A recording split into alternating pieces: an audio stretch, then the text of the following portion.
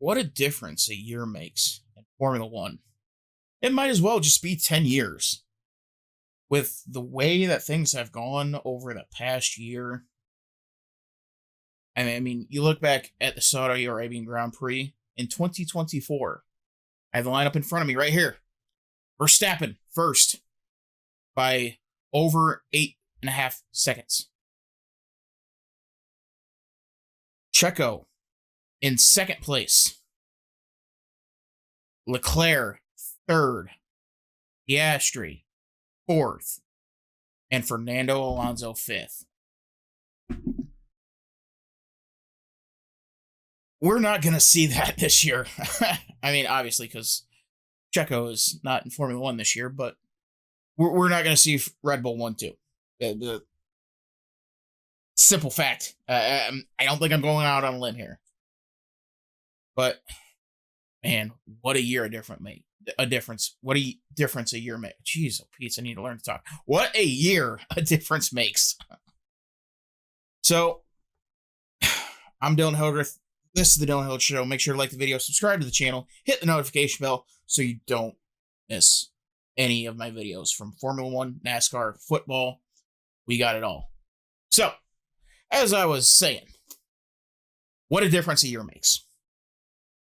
Red Bull, dominant. We're on track to have another just dominant year from Max. Red Bull already finished 1-2 in Bahrain, dominating the field. Saudi, second verse, same as the first. The closest car that was not a Red Bull to Max Verstappen was 18.5 seconds back. Piastri, 31 seconds back. Lando Norris, 44.5 seconds back to Max Verstappen. And now we could very well see the script get flipped. Now, the strategy here, it's going to be a one-stopper. There's no weather in the area because it's Saudi Arabia. It's out in the desert. No weather to speak of. The degradation is going to be low. It's going to be at night. And it's it's going to be an interesting race because this race could very well be the floodgates for a multitude of things. The first floodgate in the Papaya Squad. Should Oscar Piastri finish ahead of Lando Norris and gain the championship lead, those floodgates are going to be big at McLaren. McLaren desperately wants Oscar Piastri to be the number one driver. He is I think he's the better driver out of the two. You're splitting hairs with the two of them, but I think Piastri is just slightly the better driver. And this could be the race that tips the scales and allows McLaren to favor Piastri in strategy. This is where qualifying is going to come into play here because I don't think either one is going to be fast enough to overtake the other. So qualifying is going to be key here. And then pit strategy is going to be key here too. We're going to see how long Lando and Oscar continue to be buddy-buddy. Because we're already seeing in the media those cracks beginning to form at McLaren. Lando says, yeah, Max will be surprised if he drives our car with the handling. It's not as good as he thinks. And Oscar says, after winning last weekend in Bahrain, we got the best car on the grid. You'd be foolish to say otherwise. So there's a little bit of a strife there. There's a little bit. Oscar, he was frustrated in Japan. He was faster than Lando. They wouldn't make the swap. And in Australia, a little bit of irritants there because they originally said, was it Australia or was it China? No, it was Australia.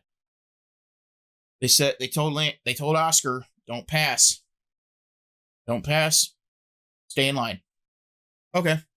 No problem. And then Lando opens it up, gets away. And then McLaren tells Oscar, okay, you guys can race. What? So there is certainly cracks beginning to form at McLaren. I don't think Andrea Stella has the leadership skills keep them all together. I don't think Zach Brown has the leadership skills to keep them cordial for very much longer. And when you throw in the World Drivers' Championship being on the line each and every week, it's gonna come to a head. Something is gonna happen. Toto Wolff, he's probably the best at it, and he couldn't quite keep Nico and Lewis on the same page for very long, and it's going to come to a head. It's going to, and are those fireworks going to be beautiful? Being a fan of Max, of course, it's going to be very, very beautiful when it happens. And it's going to happen. The question would be, as a fan of Red Bull, is Max going to be close enough? And I don't think so. I think Red Bull's in serious trouble. Max is now... Max is now... So he is 5 points behind Piastri, 8 points behind Norris. In a car that has absolutely no business being as high as it is. He is 6 points above George Russell. And that's a very key fact there. Because that is the second floodgate that could open up in this race.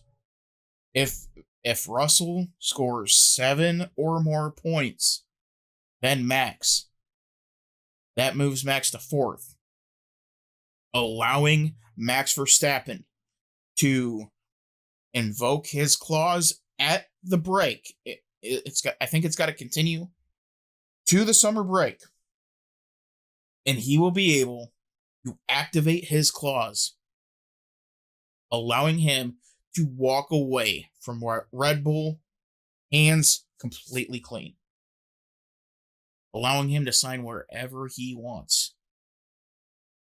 Now, I don't think he's going to do it at the summer break. It would be foolish. That would eliminate any shot that he has at winning the championship, unless McLaren says, "All right, we're tired of the fighting. Max, here's your contract. Come on in. Lando or Oscar, get out." It would probably be... Honestly, I think it would be Lando getting the short end there. Or Ferrari makes a move. Again, highly unlikely. But I don't think he's leaving at the summer break. The winter break is going to be the one to watch. Where does he end up in the final standings? That's going to be the key. So, and I mean, and Red Bull knows they are in trouble. They had a meeting. The Red Bull administration, Horner, Hirawashi, Monaghan, and Marco. They had a very intense meeting about what to do with the car.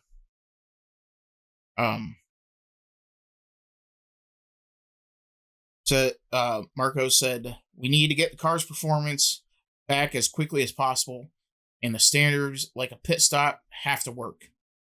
Because for those who may not have had a chance to watch Bahrain, the Red Bull pit stops, both of them for Max, were absolutely atrocious. If the car is not the fastest, and then the pit stops don't work either, that's not acceptable. And on top of that, you have Max's manager, Raymond Vermillion, and I know I'm butchering the name, leave me alone. He went off on Marco. He gave it to him, undressed him, and Marco can only stand there and take it because he knows Red Bull messed up the car. Because there is no rebuttal. Max is undoubtedly upset, and he's looking at options. Now, like I said, he's not going to make a move at the summer break. He's not. There's not enough. There isn't a viable option at the winter break unless something absolutely insane and off the wall happens. But at the winter break, all bets are off if Max finishes 4th or worse. And it could very well happen. Now, Red Bull, they are going to be bringing an upgrade to Imola. But that's not this weekend, obviously. So, Red Bull, they're in trouble. Now, if the race goes the way that I think, and I'm 2-0 when it comes to picking the winner, I do believe Lando Norris ends up winning this race. I think Oscar Piastri finishes a close second. There could be some fireworks there. Could be a very, very upset Oscar Piastri told to stand down. Could see something like that in the works. Because I love chaos first and foremost. Behind Red Bull. I like chaos, especially in the McLarens, because they're just very interesting when the house is on fire. But I mean, the McLaren house, it's a small. Oh, you burnt the biscuits fire. The Red Bull house, it's engulfed. The smoke detectors, they're already melted. It's not a great situation at Red Bull. And Max could very well, at the winter break, just come in and throw a stick of dynamite in there and call it quits. Now, Yuki, good luck. Good luck. In fact, this is a track in Jeddah, requires good handling at high speeds. Red Bull has terrible handling all the time. No matter where you're at. He's going to have to catch this car time and time again. So there's, I think it said 50 laps. Yeah. There's 50 laps in this race. He's probably going to have to catch it 110 times. Or end up going straight into the wall. And there's not much room in Jeddah. It's a street course. There's not much room. So, good luck, Yuki. Godspeed. So, moving on to the Mercedes. George getting on the podium last week. Big moral victory for him.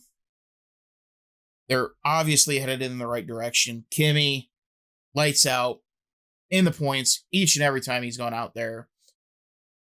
Every single time, it's going to be the first time for an F1 or in an F1 car. And he has shown that he is the next phenom to come in and take over the world. Much like Max did, much like Oscar could begin doing this year. But Kimi Antonelli is the real deal. Mercedes hit a home run on him. No question, Toto Wolff has made the right decision to put the young Kimi into that seat without having to go through the Williams or any of the other smaller teams to cut his teeth. His teeth are cut and they are sharp. He is phenomenal. He blew away my expectations. Coming in, I was thinking, okay, get some races under your belt, get a little comfortable. Second half of the year, now we go.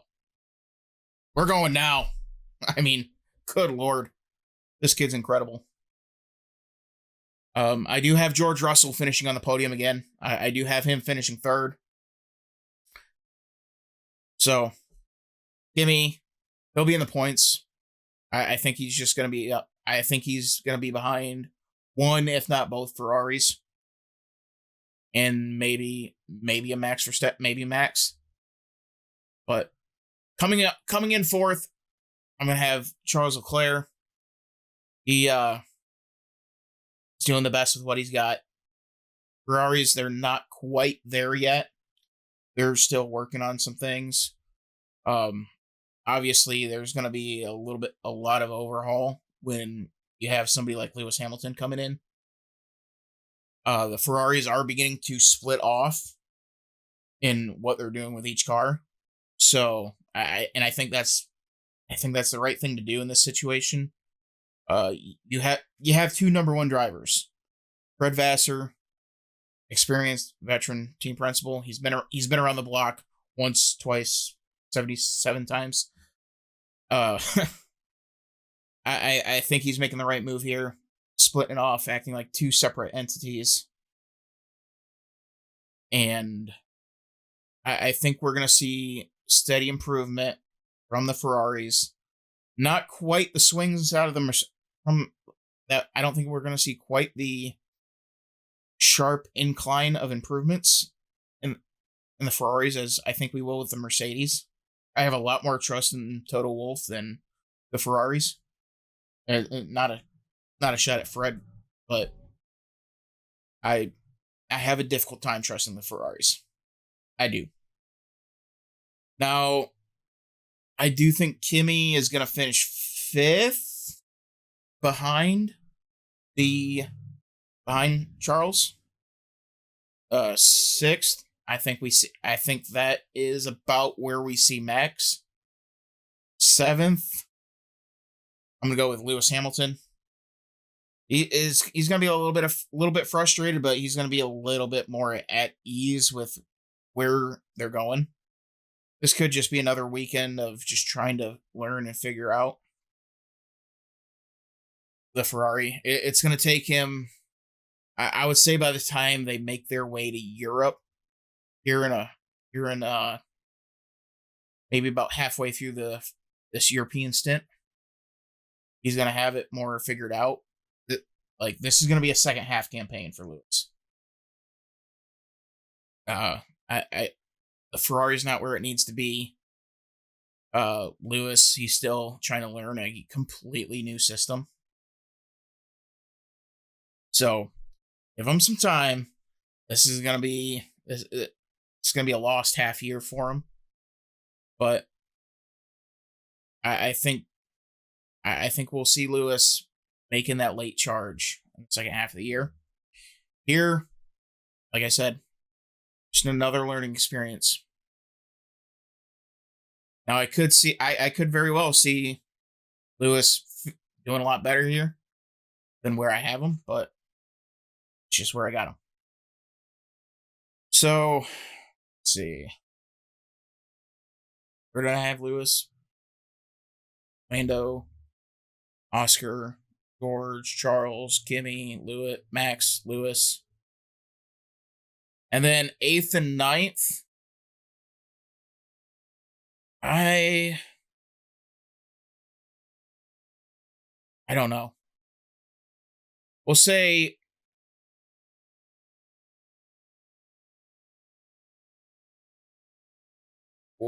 Pierre Gasly and Ollie Behrman. Ollie Behrman's really good at. He did phenomenal last week. Went from 20th to 10th. I'm gonna say Ollie Behrman gets another point for the Haas. So that is my. So that's the top 10 predictions. The Haas cars. I don't trust Esteban Ocon at all. We've seen what he is incapable of. So the Williams, though, there's still a little bit of work to do with the Williams.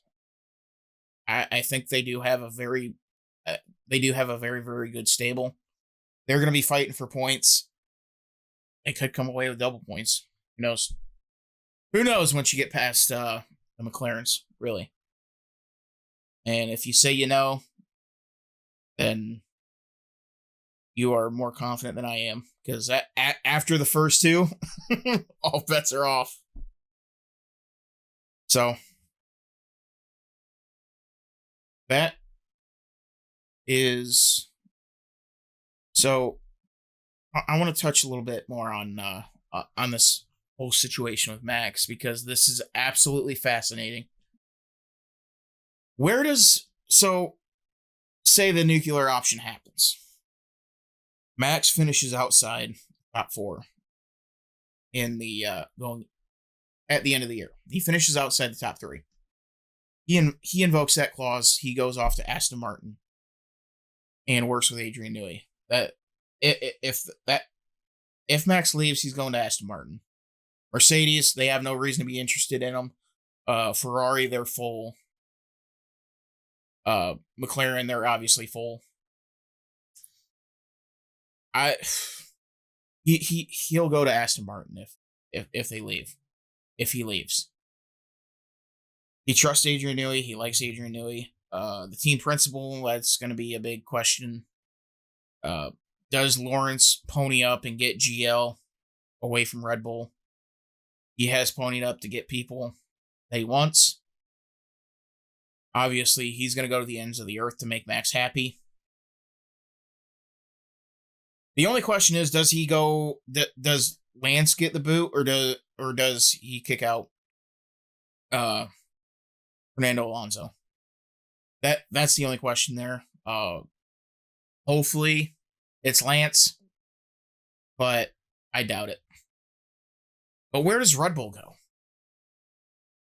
Where does Red Bull go? That's your question. You have lost the best driver that will ever walk through those doors. Not a lot in the pipeline because you fired him so quickly. If Isaac Hadjar keeps going in the direction that he is, then you got to go with Isaac. That kid's done incredible things. Getting that car into the points. I believe a couple times now. I mean, I don't see how. I don't see how you don't go with Isaac Hadjar to go in and get it done. So, maybe you call upon Gasly, maybe you call upon Albon. But if you're Albon, nope. I like where the Williams are headed a lot more than I like where Red Bull's headed. If you're Gasly, maybe. How much do you trust Alpine? Probably not much since they go through team principles faster than most men go through underwear. But yeah, I mean, Gasly's your ceiling. It's time to panic at Red Bull. It really is, and that's the most interesting story going on right now. Now, say now in the McLaren camp, the question that I have, and put in the comments if you're watching on YouTube, the question I have is what do you do if Oscar wins and takes over the World Drivers' Championship? What do you do? You've kind of resigned to Lando being your number one, but now your number two just took the Drivers' Championship lead. I mean, it is, what is it, 3 points separating the two? It's 3 points. Piastri, he's got to finish ahead of Lando. And that's going to flip the script. Or do you not trust Piastri to be consistent enough to win a Drivers' World Championship? Because at the end of last year, Piastri did fall a little bit, came back, but he did have that dip. I do think if Oscar does finish ahead of Lando and takes the championship lead, you got to roll with Oscar. Like I said, I think Oscar is pound for pound the more talented driver. I think he's the one that you can build the dynasty around. Lando, I don't think so. I know Vettel has said that Lando being quote unquote vulnerable makes him the more appealing driver for the fans. But the fact of the matter is, you got to go with the guy that wins. And I think Oscar is going to be that guy. And we'll see what happens. And with Papaya rules, if they allow Papaya rules to take precedent here, because if these upgrades that's coming in for Red Bull, they work, and they work like McLaren's did, it's a whole different ballgame. Now that is something with Red Bull that we got to touch on. They are going to be coming with upgrades. Problem is that wind tunnel that Red Bull uses. I think it is a kind of restructured. If I remember correctly, it's like from World War II, and it was used for something else. Obviously, back in those days, but they're getting different readings from the wind tunnel than they are on the track. And when you're coming with upgrades, that's going to be a problem. That has to be on point for the upgrades to work. So we'll see. I mean, it took Mercedes 2 years to mostly recover from their little oopsies. Even though I think with the Mercedes, it was the simulator was wrong. But nonetheless, this 2 year mess up from Red Bull, it's going to take a while to recover from that. And now the car is worse than what Max is talented, and boy, is that saying something. We'll see if Red Bull can get that fixed up, but it's not going to get done here in Saudi. So, I'm Dylan Hildreth. This is the Dylan Hildreth Show. Make sure to like the video, subscribe to the channel, and hit the notification bell so you don't miss anything. If you are listening on podcast, make sure to follow, download, and leave a 5-star review. Till next time, ladies and gentlemen, we'll see you.